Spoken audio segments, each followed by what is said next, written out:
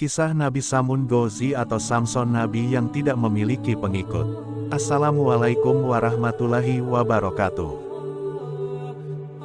Samun Ghazi, Samson, adalah nabi yang tak punya pengikut satupun. Ini adalah kisah tentang Nabi Samun, salah satu kisah Israeliat. Berkisah pada suatu malam di bulan suci Ramadan, Rasulullah Shallallahu Alaihi Wasallam berkumpul dengan para sahabat. Lalu bertanyalah salah seorang sahabatnya, "Apa yang membuatmu tersenyum wahai Rasulullah?" Rasulullah menjawab, "Diperlihatkan kepadaku hari akhir ketika di mana seluruh manusia dikumpulkan di mahsyar. Semua nabi dan rasul berkumpul bersama umatnya masing-masing, masuk ke dalam surga. Ada salah seorang nabi yang dengan membawa pedang, yang tidak mempunyai pengikut satupun, masuk ke dalam surga, dia adalah Samun." Siapakah Nabi Samun? Samson atau Simson dalam bahasa Ibrani merupakan seorang nabi di dalam ajaran Islam yang dikenal dengan nama Samun Ghazi alaihi salam. Dia mempunyai kekuatan luar biasa yang tidak terkalahkan, yang kelemahannya terletak pada rambutnya. Hidupnya hampir setiap hari dilalui dengan berperang, terlebih dengan pedang ajaib yang selalu ia bawa kala berperang. Senjata ini terbuat dari tulang rahang unta bernama liha jamal. Nabi Samun memiliki kemukjizatan, yaitu dapat melunakkan besi, dan dapat merobohkan istana. Atas izin Allah pula Nabi Samun memiliki mukjizat lainnya. Ketika ia haus dan lapar, senjata itu disebut bisa mengeluarkan air maupun menumbuhkan daging untuk dimakan. Cerita Nabi Samun Ghazi alaihi salam adalah kisah Israeliat yang diceritakan turun-temurun di Jazirah Arab. Cerita ini melegenda jauh sebelum Rasulullah lahir. Dalam kisah para nabi disebutkan, Nabi Samun sanggup beribadah selama 1000 bulan yang diisi dengan salat malam dan siangnya berpuasa. Selama 1000 bulan ia menjadi pembela agama Tauhid yang berperang melawan musuh Allah hanya berbekal tulang rahang unta.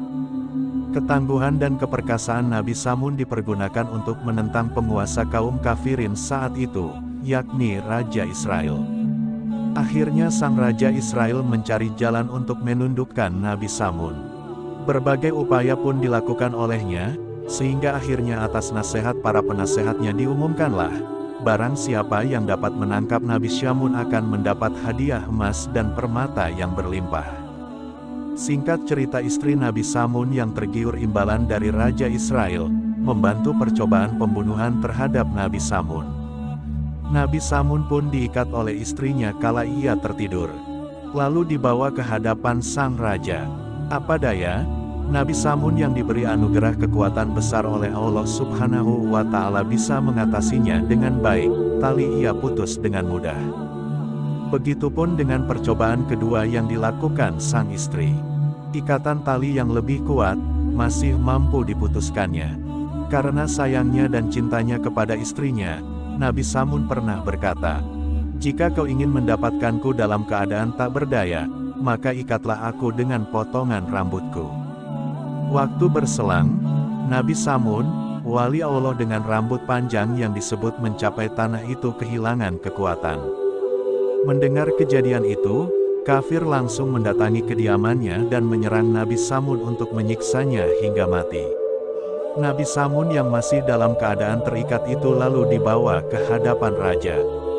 Siksaan terus didapat Nabi Samun, bahkan, kedua matanya dibutakan, beberapa bagian tubuh dipotong dan dipertontonkan ke masyarakat. Diperlakukan demikian, Nabi Samun berdoa kepada Allah Subhanahu wa Ta'ala. Ia berdoa kepada Allah dimulai dengan bertaubat, kemudian memohon pertolongan atas kebesaran Allah. Doa Nabi Samun dikabulkan, dan istana raja bersama seluruh masyarakatnya hancur beserta istri dan para kerabat yang mengkhianatinya. Kemudian Nabi Samun bersumpah kepada Allah Subhanahu wa Ta'ala, akan menebus semua dosa-dosanya dengan berjuang menumpas semua kebatilan dan kekufuran yang lamanya 1000 bulan tanpa henti.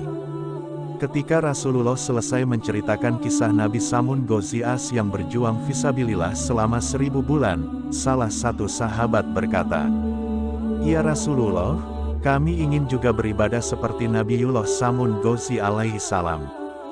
Kemudian Rasulullah diam sejenak. Dalam diam tersebut, turunlah wahyu kepada Rasulullah. Surah Al-Qadr ayat 1-5.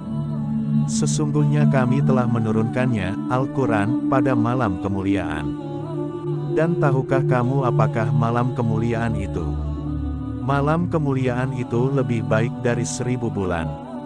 Pada malam itu turun malaikat-malaikat dan malaikat Jibril dengan izin Tuhannya untuk mengatur segala urusan. Malam itu penuh kesejahteraan sampai terbit fajar.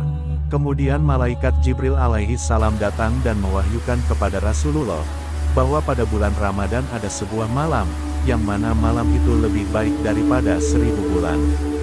Sekian cerita Nabi Samun Gozi atau Samson. Barakallahu fikum. Dari hamba Allah yang ingin belajar baik. Assalamualaikum warahmatullahi wabarakatuh.